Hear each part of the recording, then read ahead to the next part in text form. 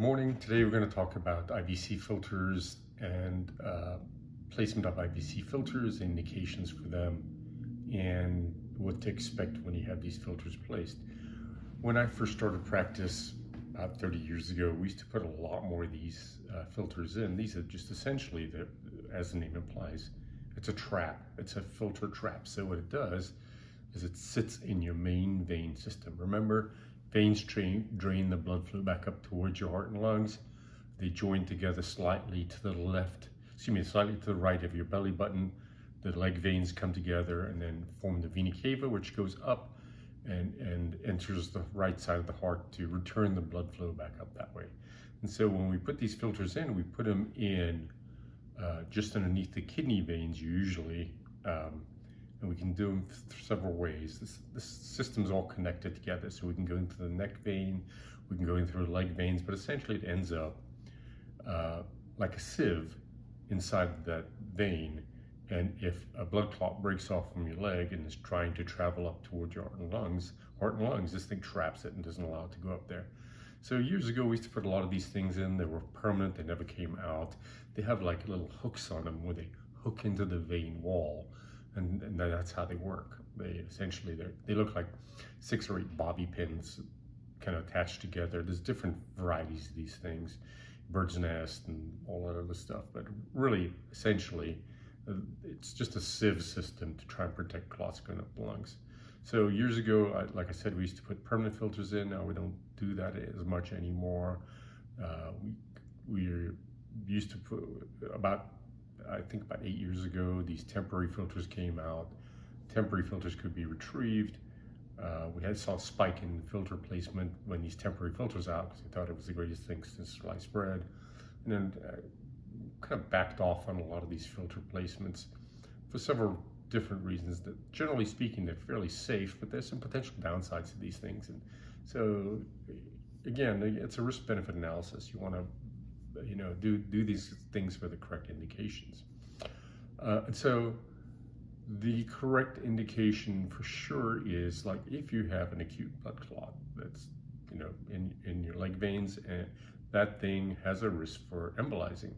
So if you are diagnosed with acute blood clot, then the treatment is blood thinning medications, Xarelto, Eliquis, whatever we talked about. But what happens in a situation where you can't have blood thinning? Like, for example, you have an active bleeding stomach ulcer. Well, you can't thin out your blood in that situation because the blood thinning will cause you to perhaps exsanguinate or hemorrhage out from the stomach ulcer. So in that situation, we talk about filter placement, or if somebody's not a good candidate for anticoagulation, they fall a lot, they stumble, they hit their head, those kind of situations, you got to consider putting an IVC filter placement because of that risk of bleeding. And so the way it's done is essentially you can go in through different ways. Remember, the system's all connected, so you can go in through the jugular vein in the neck, you can go in through the leg veins, but it essentially ends up all at the same place, right underneath the kidney veins. And it's like a sieve. It just sits there. It's got hooks on it, hooks into the vein wall, and doesn't allow clots to break off and go towards your heart and lungs. Like I said, most of the time nowadays when they're put in, the temporary filters, although permanent filters are put in, the temporary filters have a hook on the top of them. And so when they need to come out, you come and go in through the neck vein and you snare it under x-ray guidance, put a sheath over it so it disengages the hooks and the legs, the struts of the filter, and then bring it out through the sheath. The sheath is 2-3 millimeters in size. So it's really, sounds like a terrible ordeal, but it's really, generally speaking, not. The problem with filters is sometimes the retrievable filters, they're difficult to retrieve.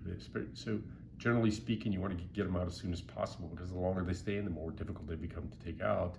And then you have to kind of get into this lasering thing. You have to get into this, snaring them, hooking them, kind of everting them.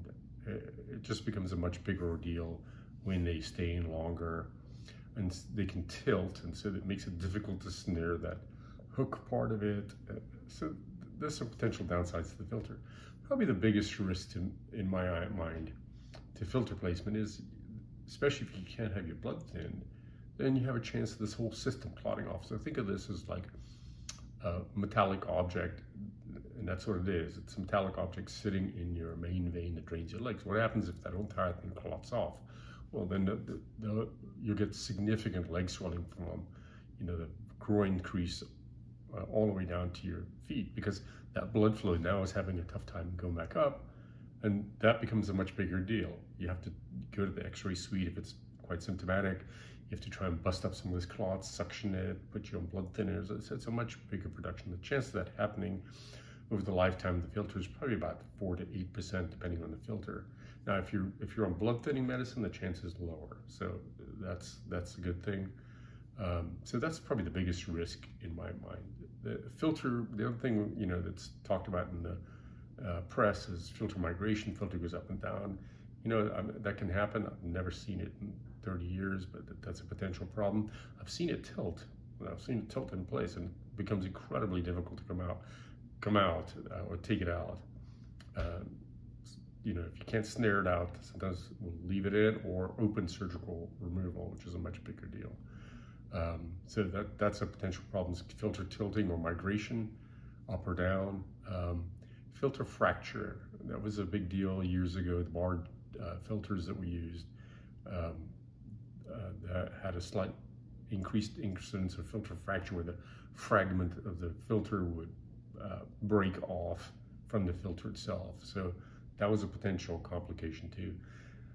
Infection and bleeding, I've really never seen anybody have an infection or significant bleeding from filter placement. But you got to worry about it. And then there'll be scary things you'll see sometimes on CT or ultrasound decades or years after filters are placed.